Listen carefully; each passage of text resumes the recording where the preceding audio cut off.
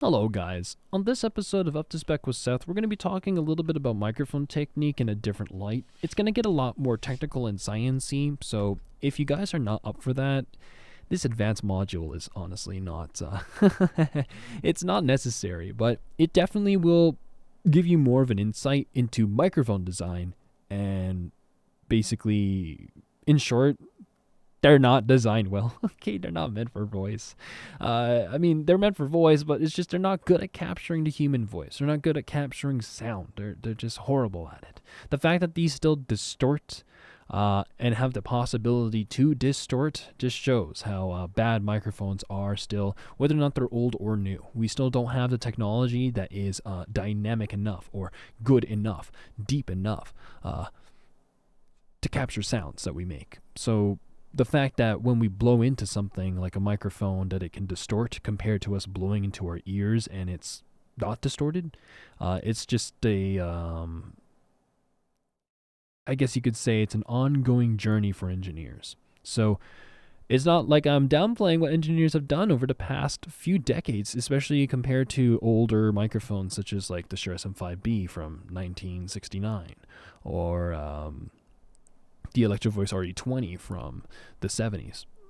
They've been improving over time, but definitely microphones still suffer from issues, and I talk about their microphone designs so that way you guys can kind of have a better insight into how they work internally and why we have to employ microphone technique in the first place. So let's go over to the scene here. We're going to go over to this browser scene that I've made.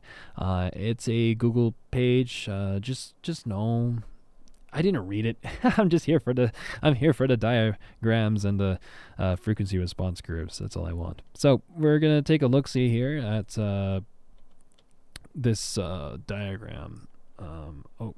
That's refreshing the page as well. Apologies. So on this diagram we have a diaphragm.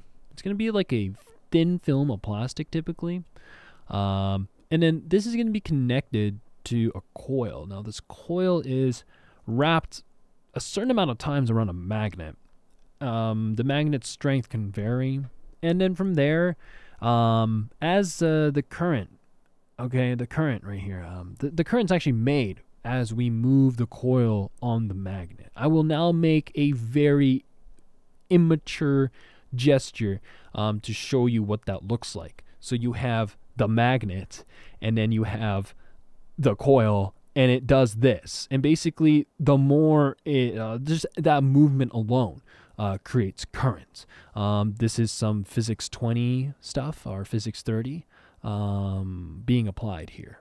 So this is cool. So we can make an electrical current that can actually be read by some computer chip or maybe interpreted by a DAC or a digital audio converter that will be accepted by our computer. And our computer is going to read what the DAC is converting. We're converting an analog signal, our voice, into a digital signal, which is why we need the digital audio converter.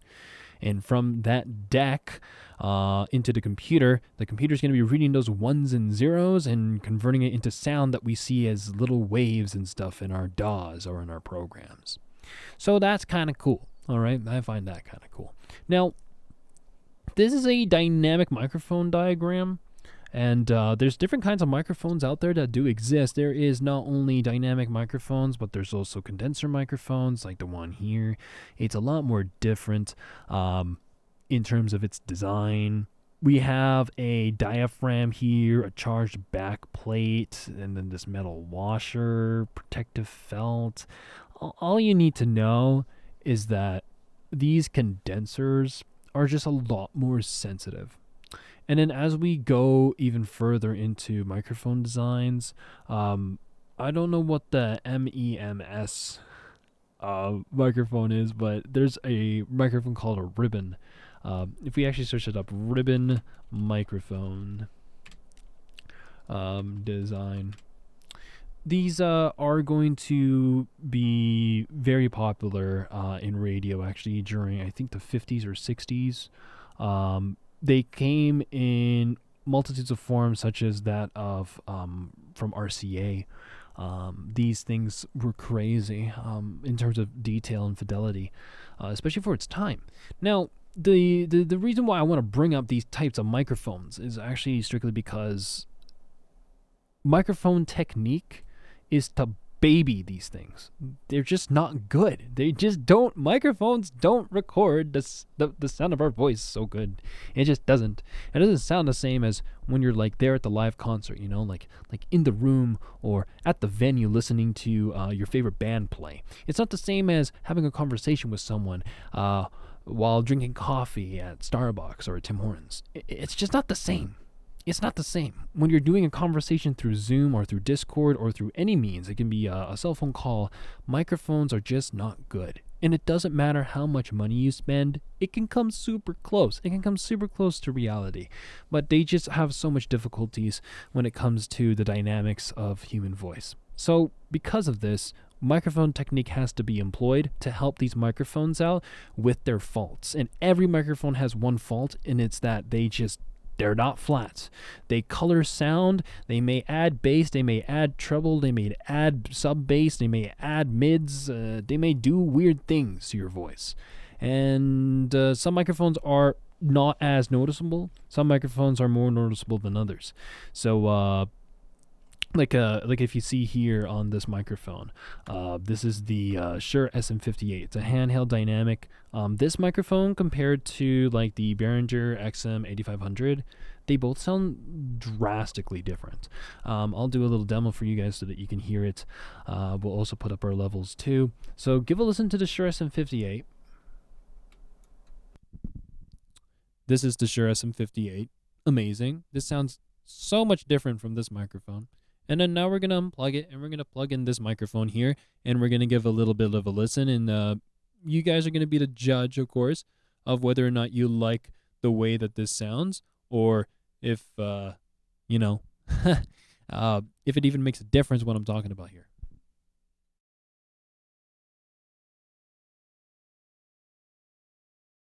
And over here, this is now the Behringer XM8500.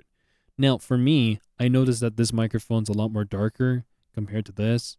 And we're going to go back to this in a moment because I actually do have 3 microphones here that are handhelds that would be a lot more better to compare.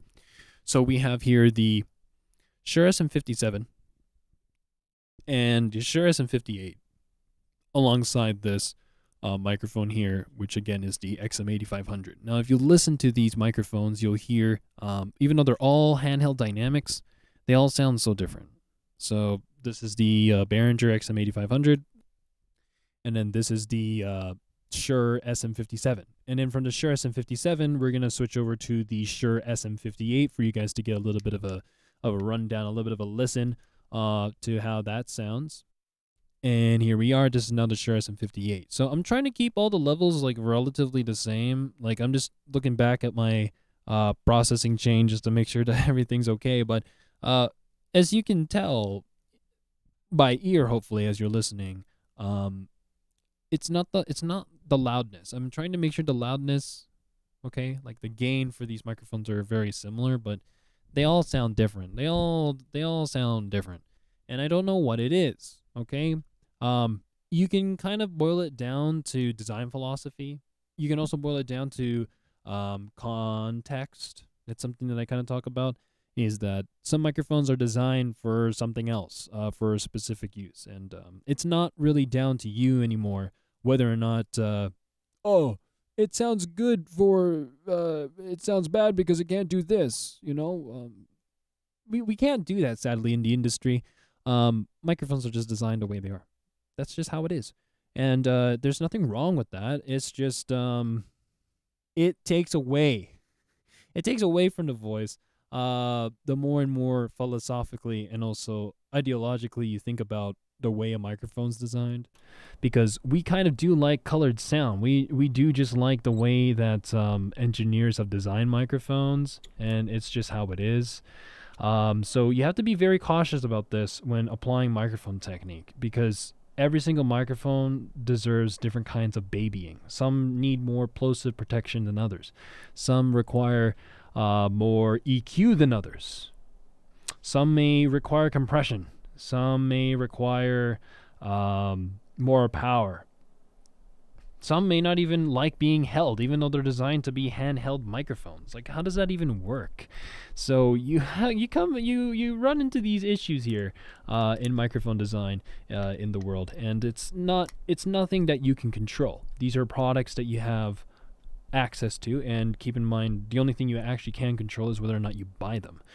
So when we're at the station, don't think about whether or not the microphone is good or not. Think about what you can do to help make the microphone sound better. Of course, the microphones that we have at the station are, in my opinion, as good as it can get. The Broadcaster from Rode is actually a very, very good microphone, and especially the Shure SM7B that is used for guest miking. That microphone, for me, it's a broadcast standard. It's a standard in anything, for music or for spoken word. So I would say that you shouldn't avoid either of them and be so scared. They just both suffer just like any other microphone, and that is how they just record the truth and all that kind of stuff differently from each other. And as I'm like switching into different microphones here, the key component to take away from this video is how I need to apply different levels of gain. I need to apply different levels of care. I may need to talk into them a little bit differently to get the sound that I want. There's a lot of things that you need to learn from experience. So it's not something that you can definitely learn overnight. That's important to understand. You can't just like sit down one night, listen to a bunch of microphones, or watch a bunch of reviews and then know everything about a mic. No, that's not how it works. You have to speak into the mic a bunch of times. You have to fail and make a bunch of really bad recordings until you find something that works. And not only that, once you find a microphone that works for you, you have to find the right EQ that maybe works for you when you do post-production, good compression settings that suit the context, again, of like how you speak, how loud you are, the distance you are from the microphone, etc. So you have a lot of this to think about. And it isn't your fault. That's just how microphones are. And it's not like, again, it's very difficult for you to get into deeper microphone technique, but it's just that the broadness of microphone technique as a whole is such a weird thing to describe, because you kind of will learn that there's just a way in how you hold a microphone that it's just correct, and you'll learn that just from design or how it looks, there might be things that it's very weak at. Like even for a microphone like this, I am applying a little bit of microphone technique right now, not in terms of like volume. I actually need a little bit more gain here for my voice, but I'm talking more in terms of plosives. This microphone's really bad at plosives. That's just how it is. And then what's actually very interesting too is the way that Electro Voice made this microphone is that when you come closer, there isn't actually any more proximity effect. It's just not there. All that's actually being increased is just the volume. So this is, as if I were to be honest with you, an Electro Voice RE20 is really close to getting the pure sound. Like, it's not going to darken the sound. It's not going to add more bass as the talent comes closer. It's just going to make it more louder. And that's, if anything, that's something I would definitely prefer. But some people don't like this sound. That's just how it is. Some people just don't like the sound. And it's not their fault. It's not the company's fault. That's just by design, and for humans, that's just what we have. There we go. So I kind of think that microphone technique, if you were to think of it as a broader sense rather than the more condensed and overarching way that I described it in the basic video, the basic video still applies here. Like, if anything, the basic video is as advanced as it gets, actually, out of the basic videos. If it isn't EQ, microphone technique and understanding everything that you do to a microphone affects the way it sounds, affects the way that you sound and the way that you're picked up. It's a very easy thing to think about, but then in practice, that's a lot of things to manage. So it's it's difficult in that sense. It's difficult. Even for me, it was difficult. I didn't learn how to handle a mic right away.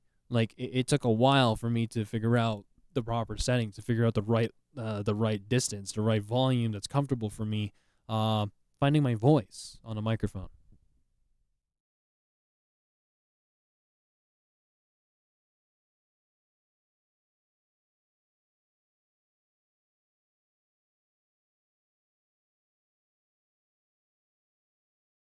So because of this, you just have to roll with the punches. You really do. And you're going to, I'm not going to lie, you are probably going to feel very intimidated. You're going to feel very, very scared and possibly you're not going to be super confident talking in front of a microphone for the first time. And I definitely wasn't. But I'm making these tutorials just so that you guys can be informed, and also to help fellow peers. That just to show that you can be using any kind of mic. You can be using any kind of mic, but like everything that I'm going to be covering applies to every single one. So it doesn't matter how big it is. It doesn't matter how old it is. It doesn't matter how expensive it is. It can be something as cheap as this or something as expensive as this. Like there's an $80 difference. But the thing is, there isn't an $80 difference in microphone technique. That's going to be 80 minutes, 80 hours, 80 days, 80 months, you know? That's going to be all on you to learn. Now, no amount of money is going to change the way you sound, and no amount of protection from plosives and S's is going to save you. Because even though this microphone here, the 5B, is actually very well known for being good at rejecting plosives, this sadly is still very bad at rejecting the S's. The foam density in the design still allows that airy qualities to go through, just like any foam. But the thing is, in newer foams that are more dense, they tend to deflect the high frequencies a little bit more. That's why the S's are not super strong on a 5B, on a 7B when you're running like a thick foam on it. But then on the 5B, to keep its airy sense, its airy character, it still allows it through. So you can hear those S's really bad. It's bad. But the plosives, plosives, I really like plosives. Oh, my plosives are pretty big. Like, unless you're really forcing it, this thing is not going to take it. It's just going to say, nope, plosives be gone. So by design, okay, that diaphragm is just not going to be able to move fast enough. It's there's just maybe not enough distance to cover on the microphone. The current may not be quick enough to give the signals to the DAC. So your computer is just going to see those ones and zeros as distorted mess, and it's within your control.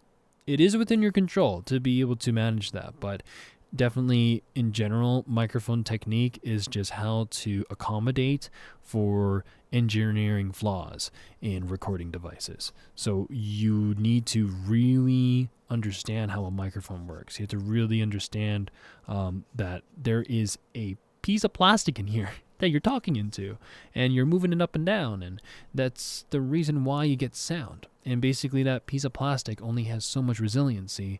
It can only bend so much, it can only move so much, and then you got that spring that's surrounding that magnet. It's got a certain stiffness, it's got a certain elasticity, so it may not be able to bounce back quick enough. It may not be able to compress quick enough when it's given a load, which is your voice, that mechanical load, that analog load. So it's weird. It definitely is weird to think of microphone technique in that way. But as it's kind of like depressing and dark as that sounds, it hopefully will give you a better viewpoint on the importance of microphone technique. We're not going to be the only people who did this. Like, there's many people in the industry, decades before us, decades before, I think even radio even became a thing, right?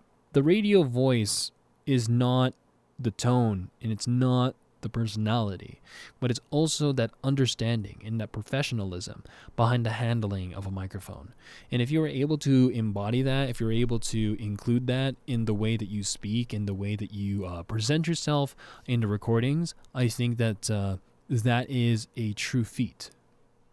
For some people that can't do that yet, or they are still learning how, and it takes a little bit longer for those concepts to be understood. And especially for me, I'm no better of an example. I still suffer from some of these plosives myself. I still suffer from harsh S's. I still suffer from not being able to properly EQ a microphone, even having proper gain levels. Like, I still suffer from that myself. I still make a lot of mistakes, and you will too. So just know that, yeah, not only is a microphone technique a modern day first world problem, but it definitely is a learning process, and it is the only way that we can accommodate for engineering failure and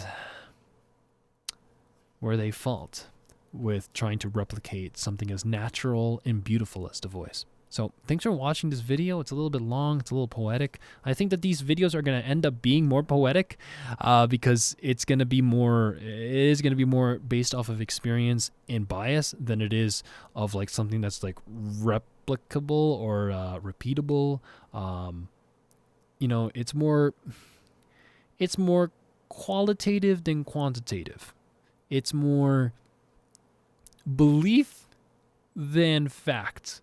And I'm basing beliefs and experience off of facts, but also trying to hone in on this idea that they just aren't, they as in microphones, they're just not good. It doesn't really matter if you're speaking into a $3,000 microphone. That stuff's still gonna get plosives, okay? It's gonna happen. Even with the windscreens, if I do my p, that's a fat P. Oh no. Did I just hear a P? That's a fat P. It's still gonna go through, guys. It's still gonna go through. So that's just how it is. That's just how it is. So thanks for listening. I'll see you guys in the next few videos where I talk a little bit about gain and stuff in a deeper sense. I also talk about headphones and the essence of microphones, where I think I cover a little bit about this, how the truth of microphones is just sometimes really whack. It's not even close to reality. But yeah. Thanks, guys.